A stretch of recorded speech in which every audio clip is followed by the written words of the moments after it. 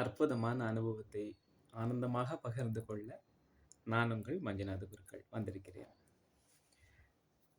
நம்பிக்கை எவ்வளவு முக்கியம், எவ்வளவு தேவை, எவ்வளவு கொண்டாடக்கூடியது. அந்த நம்பிக்கை இன்மை இருக்கும் பொழுது, நம்பிக்கை தோல்வி அடையும் பொழுது ஏற்படக்கூடிய துக்கம் என்னது வாழ்வில் ஒரு சந்தர்ப்பம், ஒரு அனுபவம். லேட்டஸ்டாக ரீசெண்டாக வந்துச்சு. நம்ம தான் நல்லா வாய்க்கு ருச்சியாக சாப்பிட்டு பழகிட்டோமே. தயிர் சாதம், இந்த வெய்ய காலத்தில் தயிர் சாதத்துக்காக சரி கொஞ்சம் பார்ப்போம் அப்படின்னு தேடி போய் ஒரு பிரசித்தமான ஒரு கடைக்கு போய் சிப்ஸு சொல்லவே வேண்டாம். சிறுதீனின்னாக்கா முதல்ல வரக்கூடியது அந்த பொட்டேட்டோ சிப்ஸ். ஸோ பிரத்யேகமாக அந்த பொட்டேட்டோ கொண்ட ஒரு நிறுவனத்தினுடைய கடைக்கு போய், ஒரு மீடியம் ரேஞ்சு கடை தான், ரொம்ப பெரிய ஒரு ஸ்தாபனம் கிடையாது, ரொம்ப சின்னதும் கிடையாது. கடைக்கு போய் போனதுக்கப்புறம் தான் ஞாபகம் இருக்குது, நான் போகிறதற்கு முன்னாடியே பால் பேக்கெட்லாம் வாங்கிட்டு பழங்கள் வாங்கி கொண்டு இறுதியாக அந்த கடைக்கு போகிறேன். சரியாக என்னோட இருக்கக்கூடிய பணத்திற்கு டபுள் மடங்கு, அதாவது அவர் வந்து 50 ரூபா ஒரு பேக்கெட்டு, அந்த பேக்கெட்டை பிரிக்க மாட்டோம் அப்படின்னு ஸ்ட்ரிக்டாக சொல்கிறார். இத்தனைக்கும் அது வந்து ஒரு எப்படி சொல்லலாம்னா அவங்களே தயாரிக்கக்கூடிய இடம். ஸோ அவங்க லூஸில் போட்டு கொடுக்கறதுக்கான வாய்ப்புகள் இருக்குது. அது தெரிஞ்சு தான் நாங்கள் போகிறேன். ஏன்னா அவங்ககிட்ட ஃப்ரெஷ்ஷாக இருக்கும், சுவையாக இருக்கும். Because they are preparing themselves.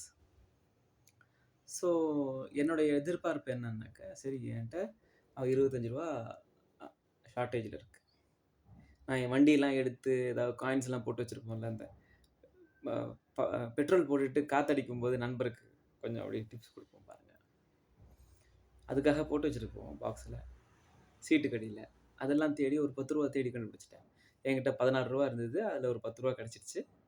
தம்பி என்கிட்ட 26 ரூபா இருக்குது, நீங்கள் 50 ரூபா சொல்கிறீங்க, இந்த 26 ரூபாய்க்கு என்ன வருமா, அவ்வளோ சிப்ஸு கொடுக்க போதும் அப்படின்னு சொல்கிறேன்.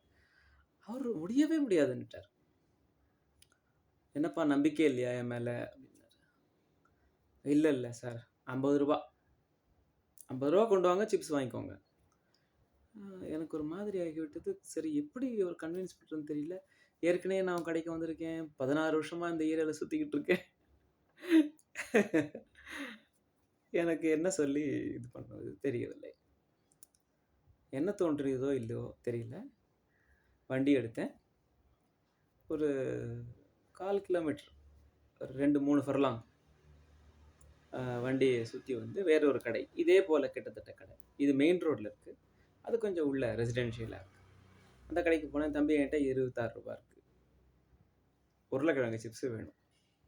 அவர் போனார், எடை போட்டார், இந்தாங்க சாமி 25 ரூபா அப்படின்ட்டு 1 ரூபா திருப்பி கொடுத்தாரு.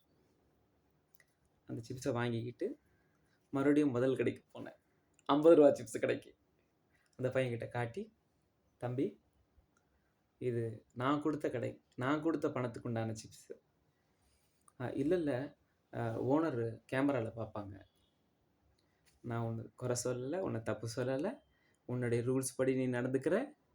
ஆனால் மனிதனுக்கு நம்பிக்கைங்கிறது ரொம்ப முக்கியம். ஒன்று, நீ என்னை அந்த 25 ரூபாய்க்கு நம்பியிருக்கணும், நான் மீண்டும் கொண்டு வந்து கொடுக்குறேன்னு சொல்லியிருக்கேன், நம்பியிருக்கணும். நம்பலை. இல்லை அந்த 25 ரூபாய்க்கு உண்டான பொருளையாவது கொடுத்துருக்கணும். பிகாஸ் யூஆர் ரீட்டெய்லர், நீயே பேக் பண்ணுறேன்னு எனக்கு நல்லா தெரியும். ஒரு பேக்கெட்டை பிரிக்க கூட வேண்டாம், நீ உங்கள்கிட்ட இருக்கக்கூடிய எக்ஸஸ்லேருந்து நீ கட்டி கொடுக்கலாம். அது எதுவுமே நீ பண்ணலை. நம்பிக்கைங்கிறது ரொம்ப முக்கியம் தம்பி.